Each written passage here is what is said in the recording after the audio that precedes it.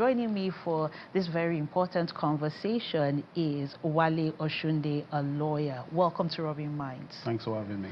And also, we have a governance consultant, Dapo Adaramewa. Welcome to RubbinMinds. Thank you. So, the Abuja elections have concluded. I would like to know, what were your expectations?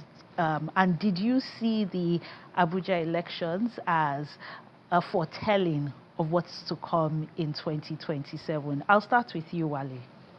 Yeah, so I think this is indeed a litmus test for the leadership of INEC, and by extension, you know, the government of the day. I mean, since Professor Yakubu left office, I think a lot of responsibilities, you know, have shifted on the shoulders of the current chairman of INEC. You know, people are looking for fresh ideas, you know, a difference. Like when I say difference, I mean a major difference from what we witnessed in, you know, the last election. They are really hoping that indeed, you know, votes would count in 2027. And I think it's got to really deliver. That's the truth, because this might just be the last chance that we have as a country to get it right in terms of organizing credible, transparent, free and fair elections in Nigeria, because you would see that a lot of people are fast losing confidence in the system. And so, yes, I mean, the election, the FCT election, would indeed serve as a litmus test, you know, for what is to come.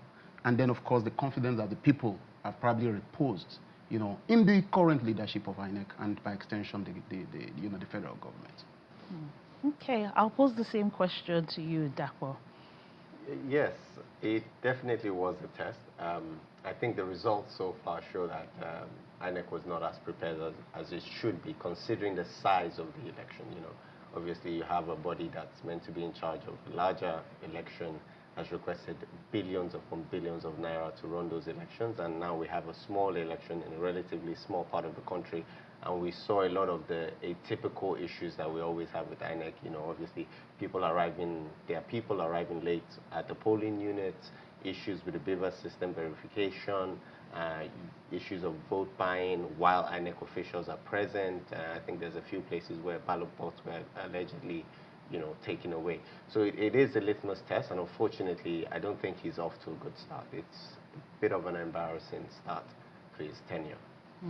Well, I would like to take you back to what you said in your answer, but this not just being a litmus test for INEC, but also for this government in terms of their commitment to ensuring free, fair, and I'll add, safe elections for Nigerians. So how would you say the government in whole has performed in ensuring that Nigerians are encouraged to exercise their franchise and are reminded that indeed their votes count?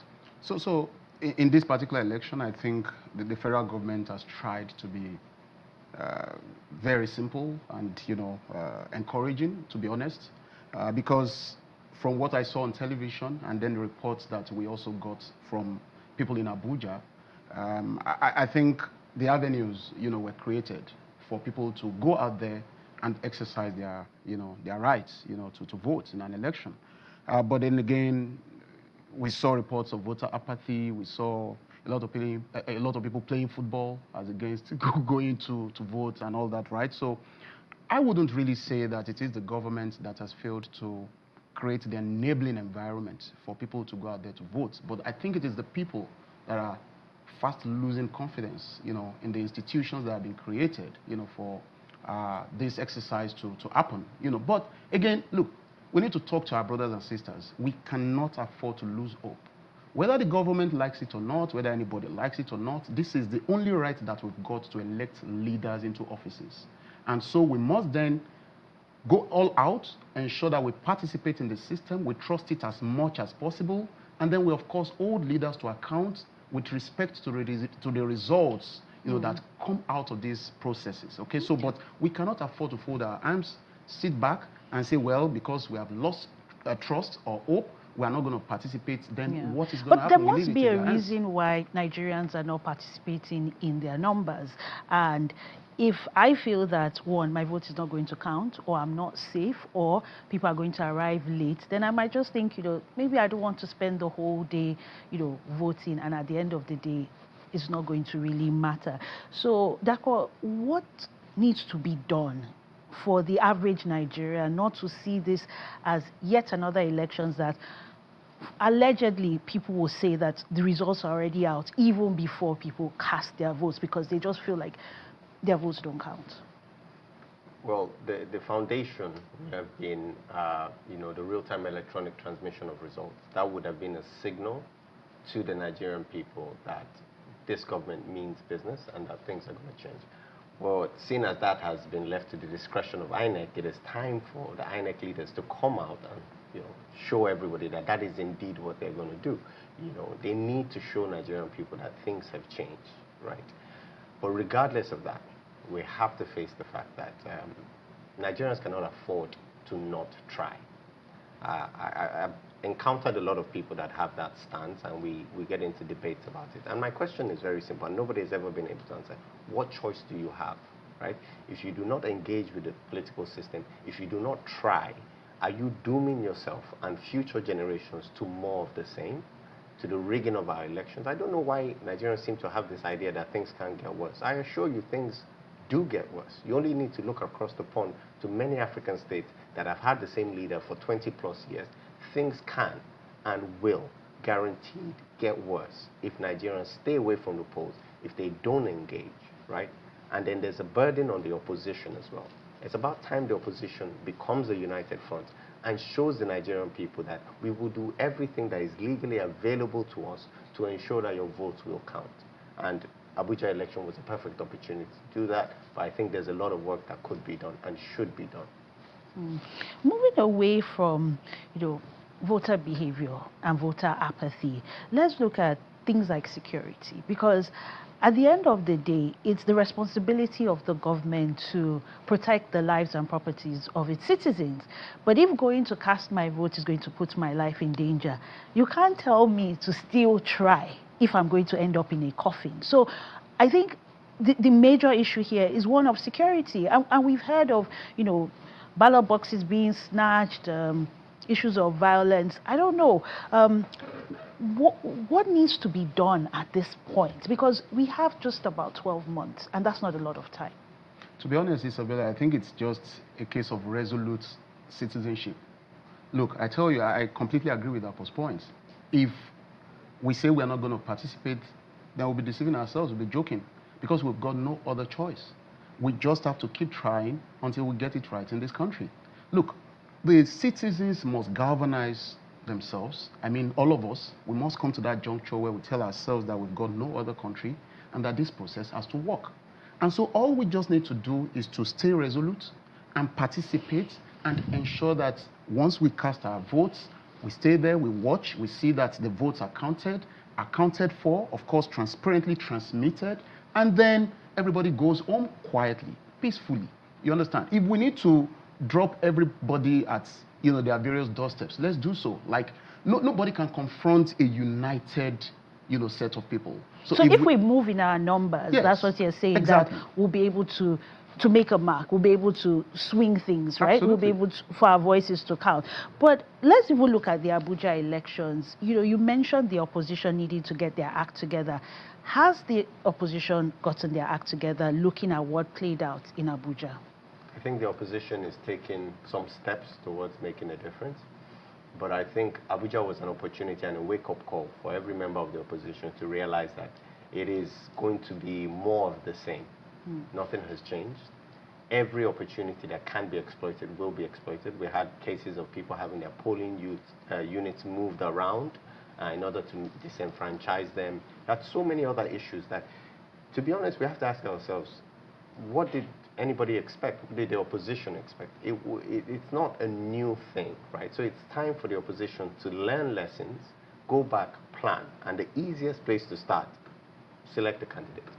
I know that I believe it should be His Excellency Peter Obi, but it is time for the opposition to select one candidate, present a united front, and start preparing for the next election. And just to add to what you were saying about people's fear of death, it's like, I always say to Nigerians, it's like, people are dying regardless.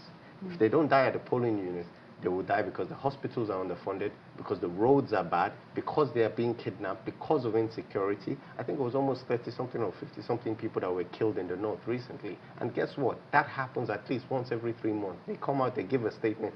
People are dying. So this idea that if we stay away from the electoral system, if we abandon the polls, if we do not defend our vote, we will somehow be safe is the most ridiculous and most foolish concept I've ever heard, because Nigerians are currently paying with their lives already. So we might as well fight the good fight in the hopes that things will change.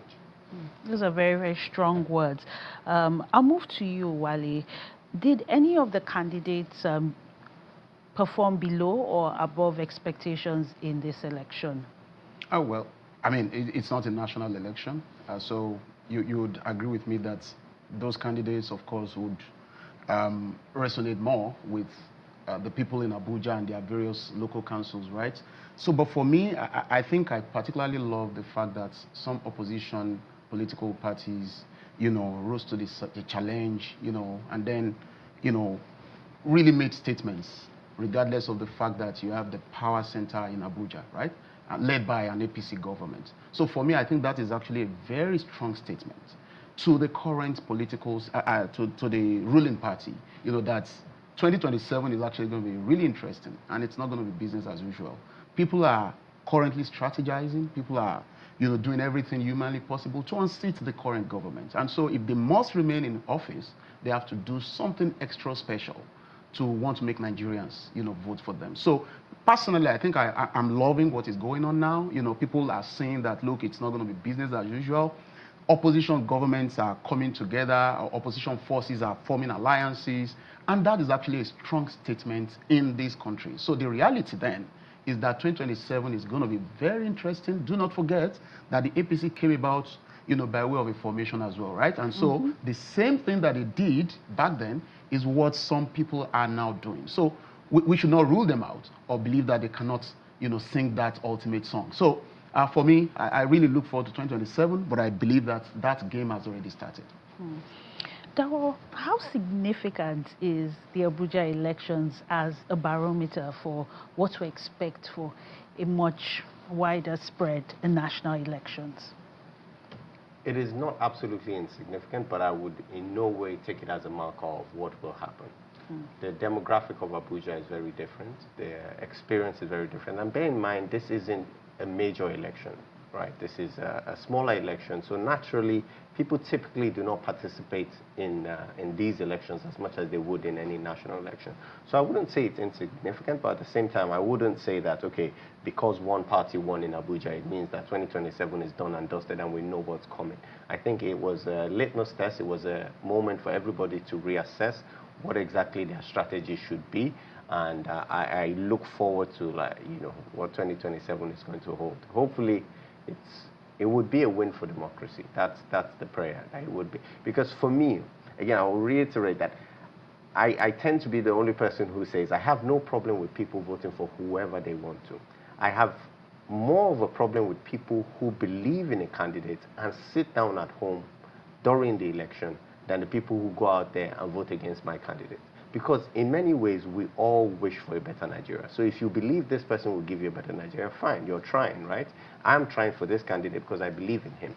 The person who is letting everyone down is the person who sits down at home and does nothing, doesn't make an attempt to make a difference in their country, right? I think we all need to engage and strive towards making a new Nigeria possible. Yeah, we need more of that, where people remember the goal is a better Nigeria, irrespective of the candidate you cast your vote for. But I'm still looking at the Abuja elections. It brings up questions around inclusion when it comes to young people, women, and the accessibility of elections also for people living with disabilities. Do you feel that the INEC has proven itself that they are capable to ensure that everyone is included and we have an election that is representative of us as a people? I completely think so. Successive INEC chairpersons, from Professor Jega to even before Professor Jega, Professor Morris, Gubadia, to Professor Jega, to even Professor Yaku. I think they have actually done a lot of advocacy. They've tried their best, to make arrangements for people with disability. But I think the ultimate work lies with the National Assembly, really. We need to pass laws that would enable not only INEC, but even the Nigerian people, the political party structure, the political party system, the politicians themselves, to make these things work. For example, I leave you with the advocacy for a permanent seat for women, in the National Assembly. That's actually a fantastic idea. How it would happen, of course, we need to sit together and, bring that about, right? But I think it's such a fantastic thing because I just cannot understand how in this country we have less than 50 women in parliament. It doesn't make any sense. We have 360 members in the House of Representatives, 109 senators, and we have less than 40 women right there, in both houses. So that cannot make any sense. Now, also look at, the formation of governments, even in the executive. How many women do you have in the Federal Executive Council? So all of these things must be implemented through the apparatus of, parliamentary work, legislative framework. So we need to do more in that regard. And then again, I think the most important thing is to sensitize our people. Look, we have a massive demography of women in this country at the moment. We have a lot Clearly, of more women. we're more than half of the population. Exactly. So now my question, Isabella, I'm sorry, is that what are the women then doing in terms of sensitizing one another about the path that they have through the ballot, to put in fellow women in offices? So that, I think, is another conversation that the women and girls, of course, must have in this country as well.